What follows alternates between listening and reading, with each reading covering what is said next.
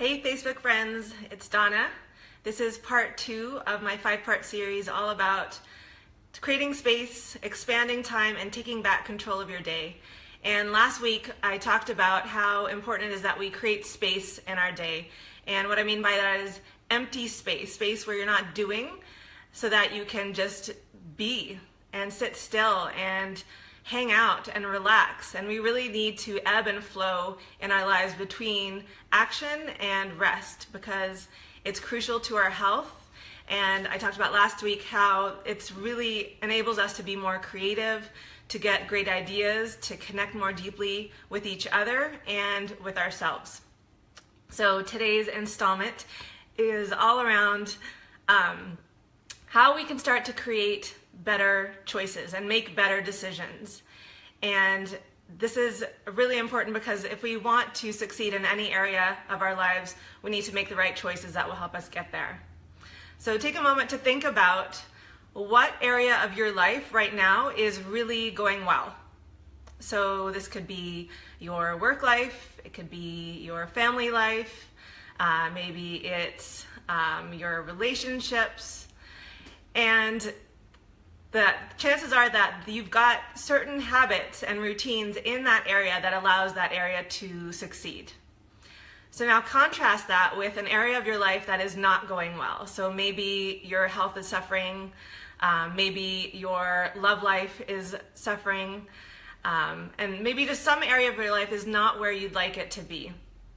So chances are that you probably haven't dialed in habits in that area that you need to take you where you want to go. So for me, my health is an area that I prioritize and that I have over the years really created intentional habits and routines around.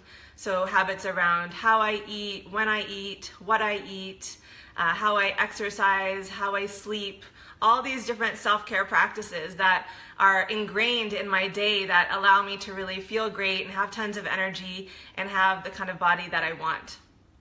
So the thing is, as adults, we have ultimate freedom. We can do whatever we want, whenever we want. The thing is that all this freedom is actually not leading us towards more happiness, more satisfaction, and even making good choices. So the average adult makes about 35,000 choices in a day. And these are any little choice from like what should I eat for breakfast to which way I should drive to work, or every little micro choice that you make. And having all these choices, it leads us to decision fatigue. And there's been a lot of research around decision fatigue lately and how it is actually making us exhausted and leading us to make poor decisions. So I like to think about it like this. Imagine that you wake up in the morning with a bucket of decisions. And every little choice that you make, you're like pulling a choice out of that bucket. You're basically using up all your decision-making capacity.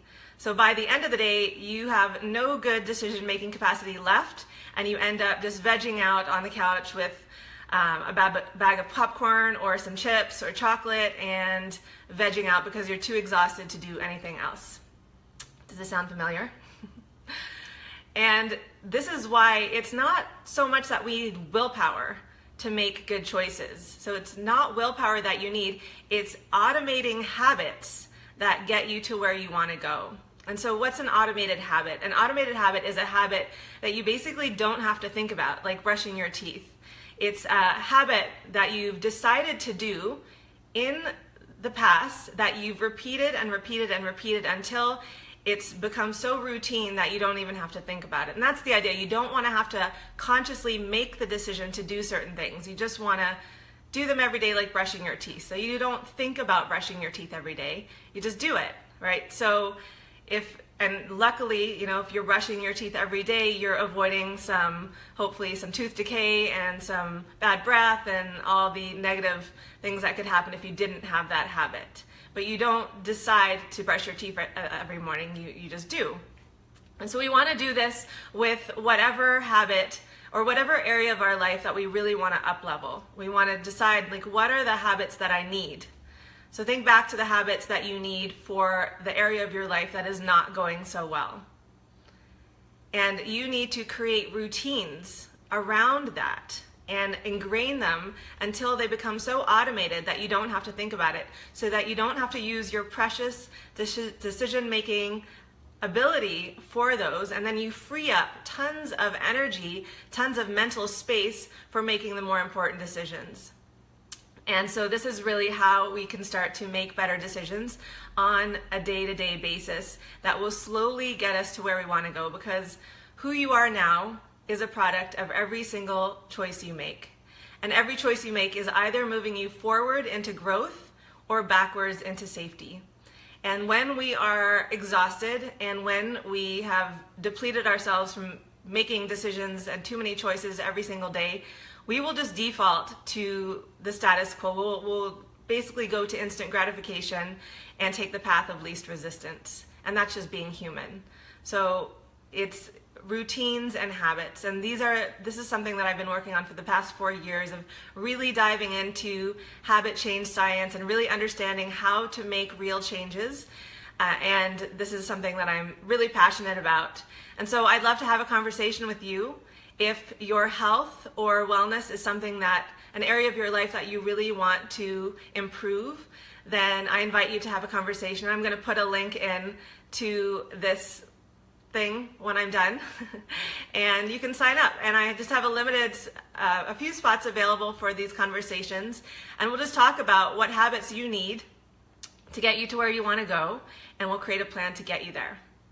So next week I'm going to talk about how to avoid the temptation of bad habits.